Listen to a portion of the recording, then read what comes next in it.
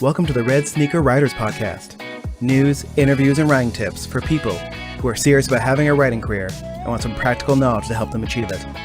Your host is the nationally best-selling author of more than 50 books, William Bernhardt.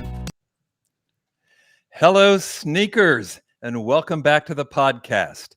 Hey, before I say another word, let me give you an update on that graph we showed on the last podcast, the one about spiking hardcover sales that showed a steep mid-year plummet. I didn't know what that was about, but fortunately, my brilliant sound engineer, Jesse Ulrich, does. Jesse, can you please explain that graph? Yes, so props to my wife for explaining this to me, because apparently Etsy does a similar thing where this report was done in the month of July, and so the July numbers had not come out, and so that's why it looks like there's a dramatic drop in month 7. So, But it hasn't. It's just not yes, gone yes, beyond the that. numbers have not been added. Normally, they would just not show that down line and just leave it there, but I guess that is a thing people who make these type of graphs do now. So that is why it looks like the numbers dropped dramatically. They didn't. The numbers just haven't been reported yet. Nope. Hardcover sales are still astounding everyone. Hey, full feature service here. We got it all. And we are only about 2 weeks away from WriterCon. And you would think that this late in the game, I would not be adding more features, but I am. Just in the last 2 days, I've added 2 more publishers, another agent, and a writer to our speaking roster. If you would like to review the programming schedule for this year's conference yourself, please visit our website, which is writercon.org, WRITERCON.org, or you can download the official WriterCon phone app, or mobile device app, I should say. Just search for WriterCon 2021, download it, costs you nothing, and once you see everything we have to offer, I think you'll realize this is where you need to be on Labor Day weekend. Remember, you can come to the conference in Oklahoma City live, or you can stream it from home. You don't even have to watch it live, actually. The sessions will be online for a month after the conference, so you can watch it whenever you have time, all right? That's writercon.org. And if you're searching for the app, in the App Store, if you're in the Apple universe, or Google Play, if you're in the Android universe, look for WriterCon 2021. My interview guest today is the fabulous award-winning author R.J. Johnson, who has a new book out this week called Dreamslinger, the first in an epic fantasy series. I have had the pleasure of knowing Rick for many years now. He's a fine writer and someone who knows as much about writing and this writing business as anyone. So I'm looking forward to talking to him. But first, the news.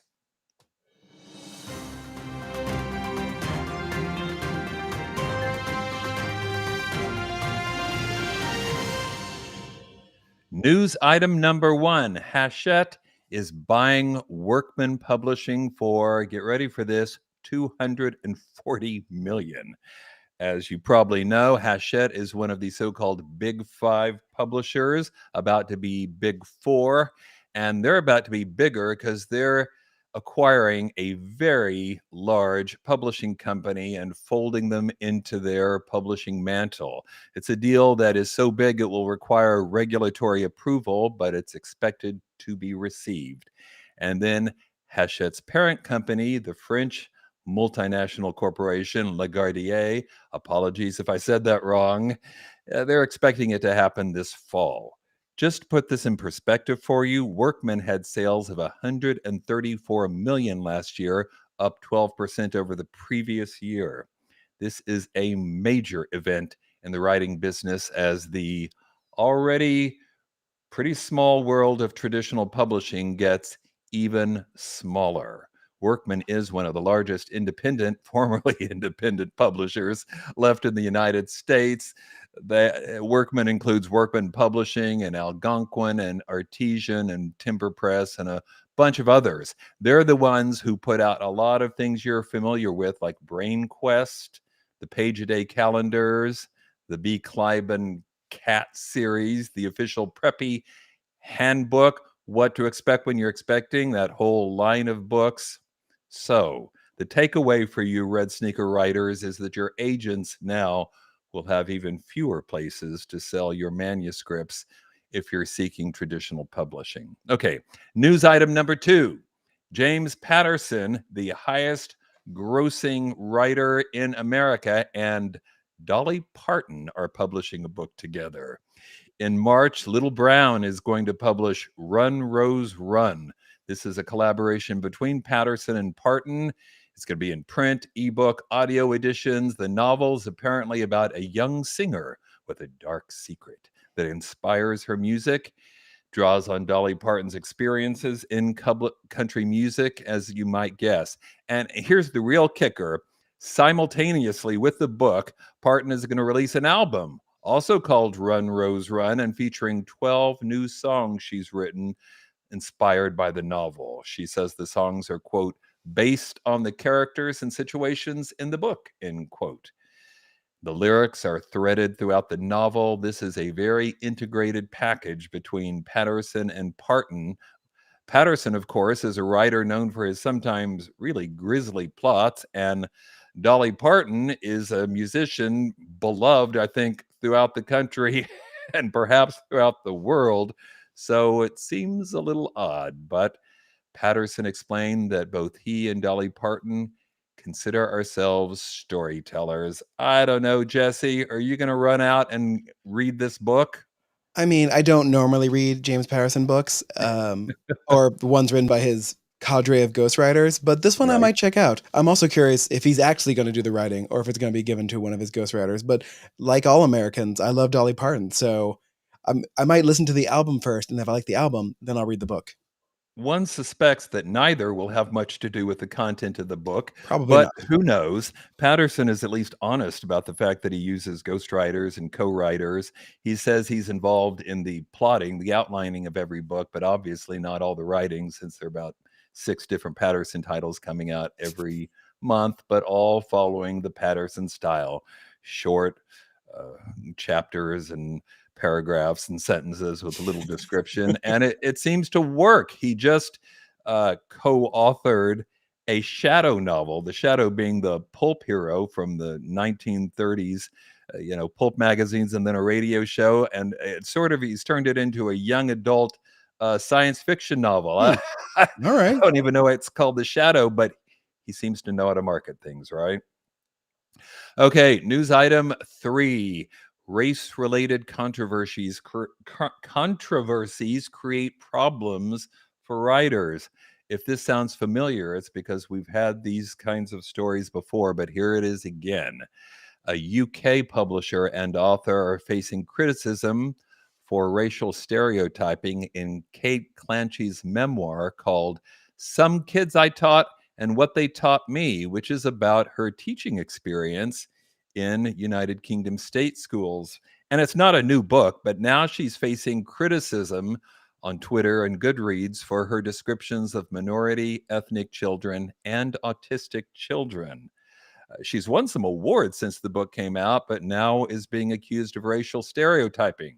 Apparently, in the book, she describes students as being, quote, so Afghan, or having a, quote, African voice, or a, quote, Jewish nose. Uh-oh. Yeah. Do you want to jump in, or should we just let it slide? I mean, listen, I don't know why Jewish nose is easier to write than long nose. It's one more letter. So, you could just say long nose. Yeah. And to make it worse, some people have jumped to her defense, and now they're being harassed on social media. We're told that Clancey is working on a rewrite. In a very closely related story, the Romance Writers of America are now facing scorn and have actually rescinded one of their Vivian Awards. Now, some of you may remember the story we covered about the Reader Awards, which got into such controversy that they just scrapped it and replaced it with the new awards, which they call the Vivian Awards. And already in their first year, they've got their first scandal. They granted a Vivian Award to At Love's Command by Karen Whittemire in a category for romances featuring religious or spiritual elements. but they rescinded the award. I mean, they've already given it out, and then they took it back due to complaints about the book's depictions of indigenous people and for romanticizing the tragedy of the Wounded Knee Massacre. In the book, the romantic love interest, who is an officer in the 7th Cavalry, acknowledges that he participated in the massacre, but there remains an implication that the Lakota people were somehow somewhat responsible for what happened. This book came out from a Christian publisher, Bethany House. Well, you may wonder why I featured this story, because we've certainly seen these kinds of controversies before. And I guess I just want to remind you, Red Sneaker writers, that this is not over, and you don't want the next instance of it to be you. You cannot be too careful. Whether you think these complaints are justified or not, you do not need a Twitter storm in your life. It will spoil your book launch, spoil your career, and definitely spoil your book sales. So be careful when addressing issues of race. Consider getting a sensitivity read, input from members of the group you're writing about, if indeed you need to tread in such delicate waters at all. All right, that's the end of the news. Time for the interview.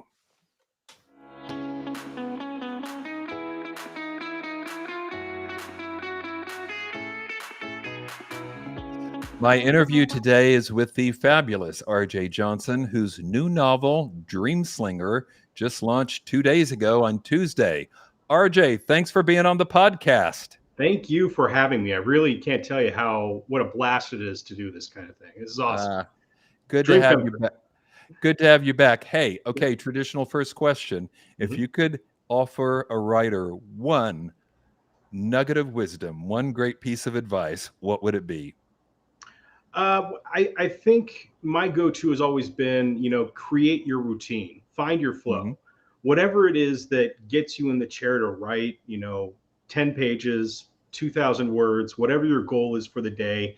Find that sort of those little things that give you a push towards doing that every day, whether that's setting an alarm on your watch. Just say, okay, 4 p.m. is writing time. That's when I have to excuse myself and go do this thing, or getting up an hour early. It's just like anything else, is what I've always said. It's like going to the gym. And the more often you do it, the more you even kind of crave it. You want to do it every day. You get stronger, you get better at it. So that's kind of my advice. I've been to the gym. I've never craved it. I guess that means clearly neither have I, obviously, but it's still a good idea. You're seeking out those endorphins, those kind of things that make you feel good for having done something the previous day. Hey, I do feel better. I write every day, but when I really do a good job and get something done, you feel better all day long, don't you? Even if you're not writing. Absolutely. I got to say, I'm impressed by your backdrop with the posters. I've got my little, book cover poised over my shoulder, but you got these big posters. That's impressive. I always wanted to see my book covers as posters. And when I got them designed, I just took it on down to Staples and had them print out a big old thing. It's only for me. So I'm really the only person that sees them. So it's not like it's like on display. Well, now we all are. So right, yeah. Very impressed. Yeah. Let me remind everyone while I'm thinking about it, because sometimes I forget, those of you who are watching this interview live, I got the chat box open. So feel free to toss questions to RJ, and I will make sure that they get asked. Okay. You're coming to WriterCon this year, right? I am. I'm looking forward to it. I think this will be my 3rd time that I've gone to WriterCon. Yeah. It's always a good time. You meet a lot of great people. The networking there is second to none, I found. And the master classes especially, those really helped me. Not last year. It wouldn't have been last year, obviously. But the last time I went, I took a master class about podcasting that really helped me out. Really? And now here we are doing it, right? Right, exactly. Yeah. That is cool. Give everybody a flash forward. What are you going to be speaking about at the conference? Well, I thought I'd take my experience, because what I do normally is a day job. I'm actually the digital content manager for one of the big talk radio stations out here in LA. So my job is just basically maintaining, the station's Facebook pages, Instagram, the website, all that stuff. So I thought I'd use that experience and talk about how people can build up a good readership following in their online social circles, as well as how important newsletters have become. Because believe it or not, newsletters are still incredibly valuable for people. Right. E-newsletters, you mean, right? Yeah, exactly. Yeah, no, I could not overemphasize how important that is. I mean, the social media and whatnot, some writers, it may not be their favorite thing to do, but they're also the first ones to complain when their books don't sell, right? So you got to do it. I feel like a lot of people get frustrated, especially when they first log on and they put their stuff out there. And sometimes people have this expectation that they're immediately going to go viral, or something they said will catch into the zeitgeist of whatever's happening in the moment, and that's how they'll all of a sudden get 50,000 followers. And that's really not the case. It can happen. I mean, you can be the next viral moment, which is not always good, but the best way to do it is just through a consistent daily posting of interesting content. I mean, and that's really what it comes down to. It's pretty unpredictable too. This doesn't have to do with writing, but I got to share this. Last night, my son posted a video of him, this is Ralph, feeding a squirrel. I mean, it's a good video, but his channel is Squirrels of OU. He does this a lot, but last night he did this great video of him feeding this. When he woke up this morning, 30,000 views, all-time record for him. And that's what's, that's a perfect example of the way you can actually go viral just like that. Mm-hmm. I mean, it sounds like it's a niche channel with an interesting kind of like hook to it. Right. And then all he has to do is just find that one good video, and then all of a sudden everybody is sharing it with everybody. Right. And that's what I talk about when I talk about consistent content, because it wasn't that first squirrel video, I'm betting, that went viral or didn't. No, not at all. It was probably the 10th, 100th. I don't know how many it is, but it's never going to be your first couple steps out into the water. It just isn't. Yeah, and why that one took up, I mean, it's good, but who knows? But that was the one. Right. It's like trying to figure out why one book breaks out and it doesn't. It's sometimes hard to explain. Well, tell us about Dreamslinger. This is exciting. New book out this week. Yes. So I've been writing this one for quite a while. It's something that I'm incredibly proud of. It's a world that I've kind of based on my own, not my experiences, because that's it's a fantasy thriller novel, so it's not like I've been meeting any aliens lately. But it's based on the places around Southern California that have a kind of a special connection to me. The main center of the novel, Onyx, is kind of based off Big Bear, California, where I grew up. It's a nice little mountain town that it's that idyllic thing that you see. Joshua Tree is, of course, Joshua Tree National Park. And then plenty of other spots just around California that just serve to inspire me to write the novel as it is. And then, of course, when it comes to aliens and the rest of the plot, I don't want to give away the whole plot, really, but yeah. But just suffice it to say that I like the idea of having there's something mysterious out there. Mm-hmm. Nobody has any idea what it is. Nobody can even predict what's going to happen if there were to have some kind of aliens land here somehow. But that's kind of what Dreamslinger is about, like whether or not the aliens would be a benevolent force or a chaotic force for humanity. And that's kind of the question I'm trying to answer with this series. Sounds very cool. And earlier I said that this was the first book in a series. So tell me I'm right. Am I right? Yes, absolutely. I've got about 5 books planned on this one. Yeah. So next time I have you on, you'll have a big Dreamslinger poster behind you, right? That's right. Yes, I'll have all of them ready to go. I used to have a different. I can't show it to you. It's off. But I had a different photo posted up there of. It sounds weird, but it is. It's. I'm blanking on the name. Anyway, I'm sorry. I'm stopping. I'm killing the bit now. I apologize. But it's books, basically what are we trying to think of? It's what this looks like. I used to have that photo. You can't really see it from here, but it's cats in cowboy hats riding horses.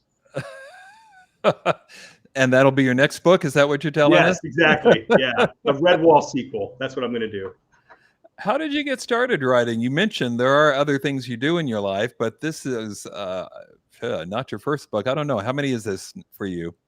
This is number 5 for me Okay. published. Yeah. How'd you get started writing? I don't know if you remember. I was this show called Space 1999. It was Oh, on I Fox. remember it. Yeah. Okay, so there you go. Yeah. Way back in the day. I think it was 1996, 97, like that, something like that. I saw like the commercial for it, and something just clicked in my head where I wanted to write a space adventure story. So I run upstairs, I start typing out this whole thing, and I take it to my English teacher, and he says, "Oh, this is fun. Why don't we start up an after-school writing club?" And so from there, we started up the club, and I would contribute chapters to that work that I was doing, thing. Other people joined the club and, produced their poetry, their own short stories. And that's really what sparked it for me. And after that, I always had to write. I always had to write something. Didn't matter what it was. And you have, right? Yeah, that's as much as possible anyway. Right. Hey, we got a question in the chat box. This may not be one you want because it really relates more to the news stories today. Right. Knowing my friends. Someone is asking, with all the emphasis on sensitivity, you heard the story I just did about okay. Have you been encouraged to change your pronouns or any other changes? They're not talking about my personal pronouns, I don't think. Well, she may be, as you may know, there's a move to go to there instead of his or her, which makes language almost incomprehensible. But here's what I'll say about that. I think it's important to recognize, when somebody says what gender they are. I mean, whatever it is, you believe them. Having actual gendered language in writing is difficult.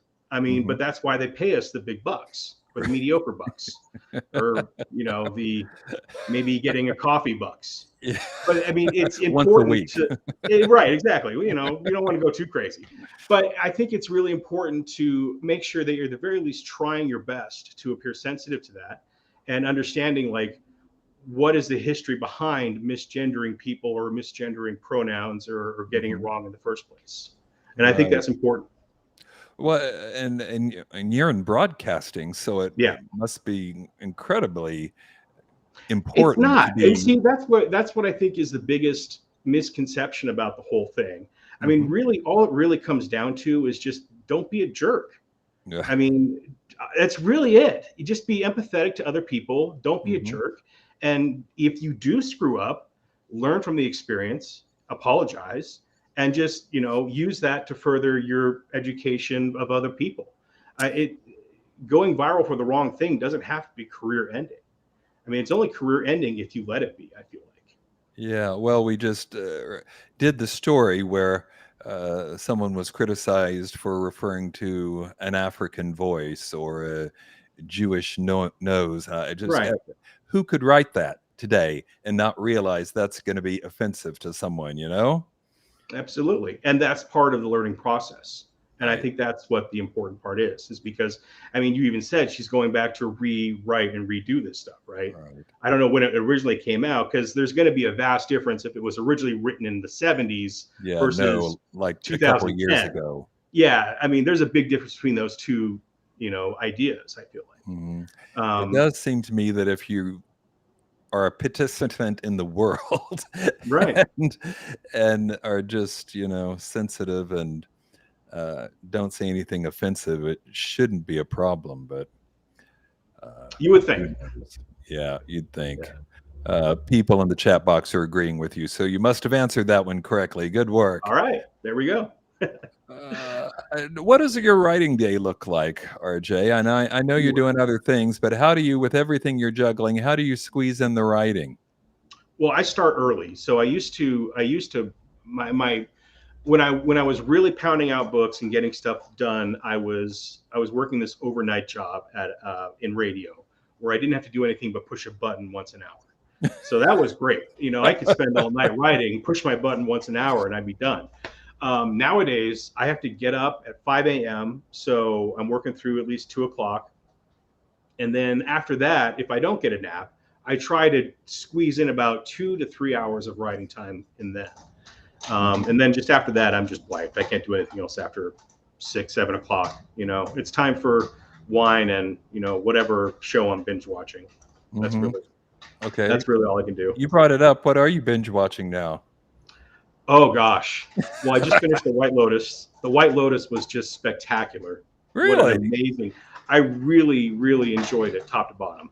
I'll do that next. There was another show that nobody has heard of, and I wish that they had, called Kevin Can F Himself. It stars the lead actress from Schmitt's Creek, and it's basically this bizarre mix between your normal sitcom-y, you know, buffoon husband and the pretty wife, and this very serious drama about the wife's life falling apart because of her buffoon husband. It's this incredible mixing of genres that I've never seen before, and it's a really interesting way to tell a story. I feel like, because half the show will be this kind of like Everybody Loves Raymond, you know, King of Queens kind of like show with a laugh track and everything, and then the other half is this super heavy trauma where you're like, oh my god, girl, get out of that relationship, what are you doing? Wow. And that's another one that's really well done that I wish more people could pay attention to. And finally, just one for fun because I love it so much, but the new Star Trek series Lower Decks, Yes, the cartoon series. Yes. I can't not binge watch that one. That's a great show. Yeah, see, there you go. Jesse knows. It's such a great show. Jesse's on board with that. Big Lower Decks fan over here. Yes. Just love it so much. Yeah. See, this is a point of divergence in my family because the previously mentioned Ralph, the squirrel kid, won't do Lower Decks, and to me, you know, it's Star Trek. It's Yeah. How can I not watch it? Plus, it's funny. It's so funny. Yeah. Anyway, especially if you can, if you've been around long enough that you recognize the roughly 47 bits of fan service in every episode. All right, back to writing. Oh yeah, that's what we talked about here. Yeah, What are some of the things you've learned? So you've written 5 books. You got this new one out. What are some of the things you've learned along the way? Like maybe you didn't realize when you started, but you know, someplace at a point you discovered Viewpoint, which actually didn't exist in that James Patterson book I just read, but he seems to be selling okay just the same. What have you discovered? You know what? I learned I had a lot of bad habits because for the most part, my stuff has been self-taught. You know, I went through my regular honors English, all that stuff, but I don't know if anybody really teaches you how to write a novel, you know, in the way that you actually can write a novel. I mean, I learned that no matter how many times you read over a manuscript, you can still find a typo. I've learned that you cannot do everything yourself. And as independent and as you know, much as I want this all to be me, I don't know how to design a cover. I don't know how to, you know, I don't know how to edit it properly, get everything, all the typos squashed. You know, it's all those things that you think you know how to do because, hey, I'm a smart guy. And then, you know, when the rubber meets the road, not so much. You know, that's a really good thing to say, too, because a lot of people, and that's not just people going into indie or self-publishing either, but people who think, oh, I'm not going to hire an editor. I'm a good editor. I'm a good proofreader. And they probably are. But does that mean you catch everything? No, nobody does. No, you could have 10 people read it and there's still a typo in there somewhere, right? Right. Absolutely. And I feel like it's that kind of humility. That's the thing I think I learned most, especially over the last 10 years, of just like being able to reach out to other people and say, hey, this is something I'm going to need a little help with.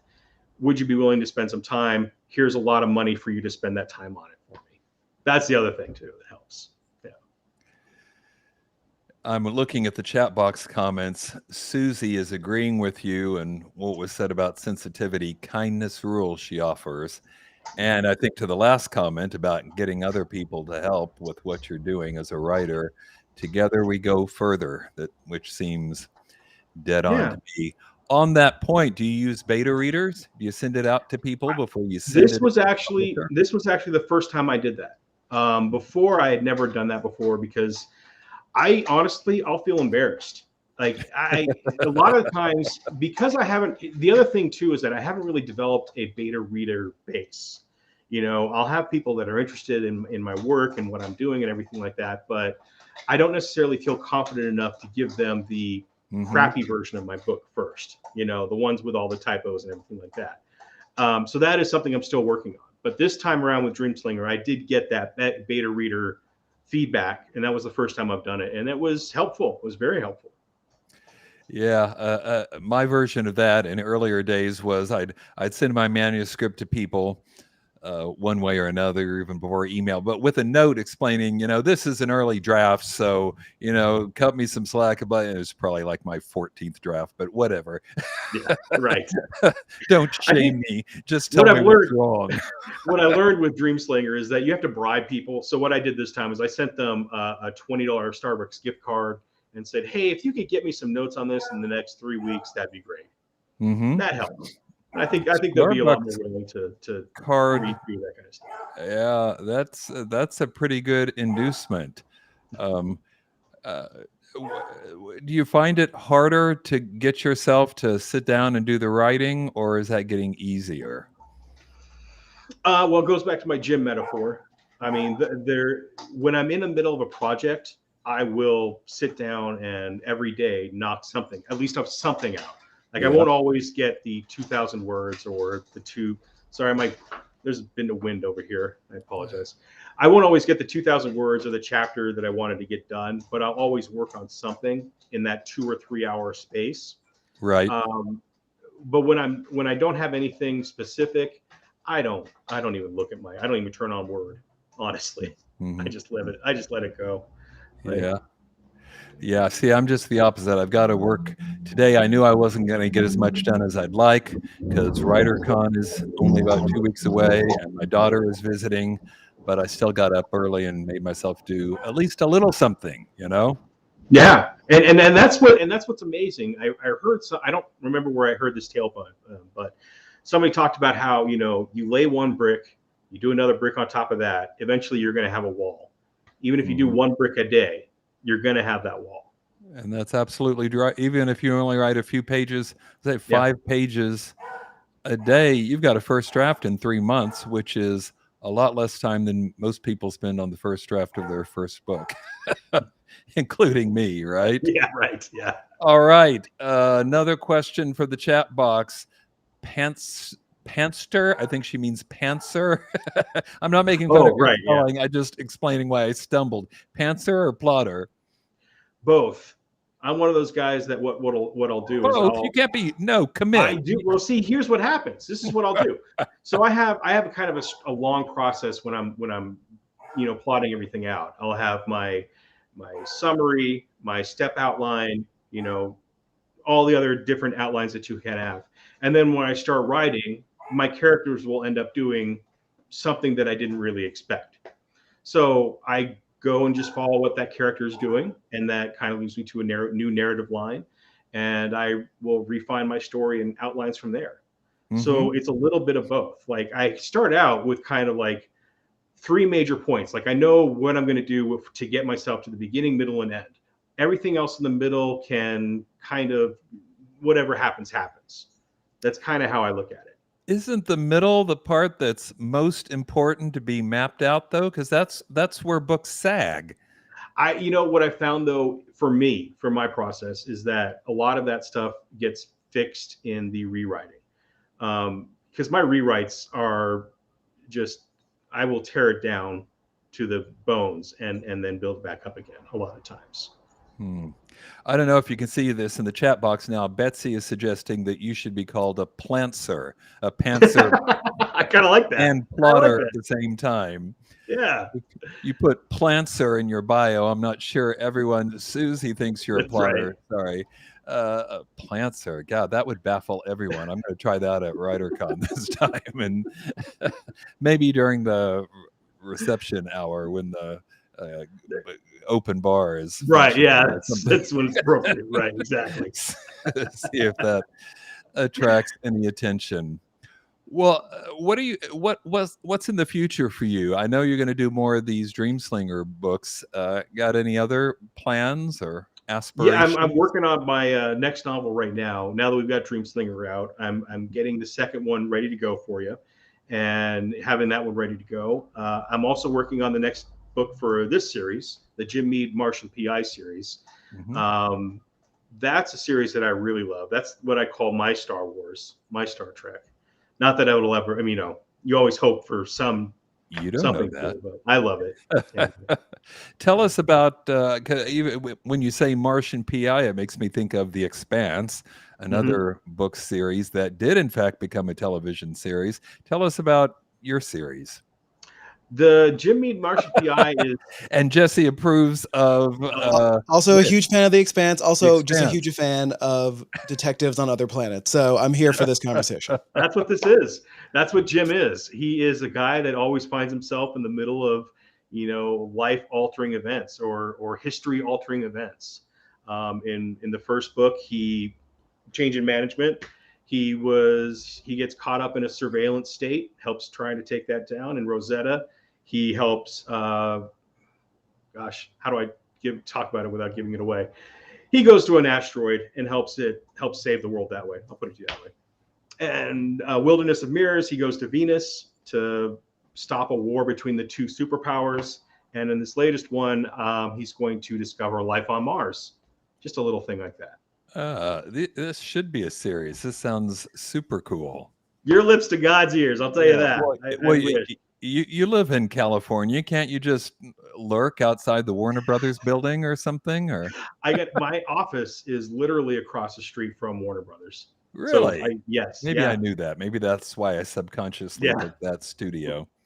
right. Uh, Disney's right down the street from me too. So whenever I drive by Disney, I just kind of look up at Walt's office and just be like, someday, hmm. someday. Yeah. Well, I went by because I wanted to see the DC Comics note, the DC Oh yeah, Comics, right. which is on Warner Brothers now, apparently. But alas, they don't just let any chump in a rental car drive in. So I You was have to do the probably tour. outside. What? You have to do the tour. The tour is amazing. Of Warner Brothers, but that won't Yeah. get you into DC. I mean, they've got exhibits and stuff, but so I was probably outside wherever you live, but who knows? There's got to be some way. You've seen things become movie or TV projects. What do you think is the key? I mean, I've had things optioned, but nothing actually all the I way think the made. key is being known to somebody. I mean, because Mhm. in all practical purposes, I'm actually in the. I mean, you could say I'm very loosely connected to the industry, and nobody knows who I am. Mhm. But that doesn't even mean anything. People can know who I am, and it still doesn't mean anything. Um, a very, I think it's just comes down to luck and who you know. I mean, that's just the way the world works. Mhm. But the more you do, Right. and Yes. the longer you stick with it, Right. uh, the better the odds, right? I mean, look how long. I mean, The Lord of the Rings was insanely popular, and look how long it took to get a live action film made. I should say. Uh, Right. We're not going to talk about the Sometimes, 70s weird animation one. That doesn't yeah, count. that was That does not count. Doesn't count. They didn't even finish. the irony, of course, is that Ralph Bakshi made Wizards to prove he could do The Lord of the Rings, and it's way better than his Lord of the Ring. The audition exceeded the uh, what he actually ended up with. What do you tell people when you bump into somebody that wants to write? I mean, you gave one very good piece of advice, but how do you think people should deal with all the confusion out there about, do I want to be in this incredibly shrinking world of traditional publishing, or do I want to publish it myself? I don't Or think you know what? I don't think it matters what I would say or what challenges awaits anybody that wants to write. If they really want to write, they're going to write. Mhm, They're not going to let things like odds or whether or not they're good or anything like that stop them. They're just going to go home. They're going to think up their idea and they're going to want to put it down on paper. mhm, And that's kind of how I feel about it. I feel like if you want to be a writer, you're a writer. So long as you're trying to put words down on the page. So if you're trying to plot something out, that's who you are. It's already too late. You're there. That's very true. Hey, KJ wants to know, who are your favorite authors? I think probably she likes your TV shows, so now she picks. So now she wants to hear about your authors. Well, I'm a very big Harry Dresden or Jim Butcher fan, which is Harry Dresden. Stephen King, of course, is the master by which we all measure ourselves by. Other ones, I love this might be shameful, but I really do like Clive Cussler stuff. I think he's fun. I think the way he comes up with novels and the way he writes is a lot of fun. And then, of course, a guy named William Bernhardt. I think you may have heard of that guy. No, but yeah, no, seriously. I mean, I was reading your books when I was in high school too. So I think I read everybody really when it comes down to it. If it's got a good cover and I like the first couple pages, I'll probably pick it up. Okay, with that answer, you've just guaranteed yourself a permanent spot on this podcast. That's all right. That's right. That's all right. Bill, if I may, I might do something I've never done so far, which is I actually have a question for our guest today, which is, are you familiar with the Thrilling Adventure Hour group of comedians? They're out of LA. They do like an old timey radio show, but like as improv. And it sounds very. I'm not personally familiar with it, but I think I've heard of it. Yeah. The only reason I want to bring that up is because they have a character called Sparks Nevada, who is a human, like old Western detective, but he's on Mars with like Martians, and it's got a theme song, and it's very hilarious. And it was what I thought of when I, looked at your book as I was getting the PowerPoint ready today. Oh, cool. So you should check it out. Check them out. What is it again? It's called the Thrilling Adventure Hour. Thrilling Adventure. Okay, that's right. Yes, okay. And Sparks Nevada is the name of the detective. So. Well, it's sort of inspired by old-time radio shows, right? But yes, in fact, very modern. You must have a robot somewhere in all those Martian books, yeah? No, I don't do any robots. That's actually I'm very anti-AI, anti-robot stuff. I explain that in the book as there was a gigantic nuclear war between the two major powers, and that put a lot of like technology as like verboten. That you're not allowed to have, and that's like AI, robots, all that kind of stuff. So that way I try to make it kind of like as old-timey as possible while still being as a future setting. So like a Dune situation. That's a great way to put it. That wasn't my intention, but yeah, that's a great way to put it. Yes. Something to limit the technology of the time so it doesn't have to get too crazy. All right. James wants to know, how many drafts does it take to complete your novel? Don't say one. Depend. We're not buying it. I mean, that can really depend on the novel and how much I really feel like it needs work. Because, like I said, most of my writing happens with rewriting. I could look at a first draft and then go over it 14 times, and that would be average, I would think. Yeah, me too. Before I start really thinking like, okay, maybe this is ready for me to hit the save and publish button.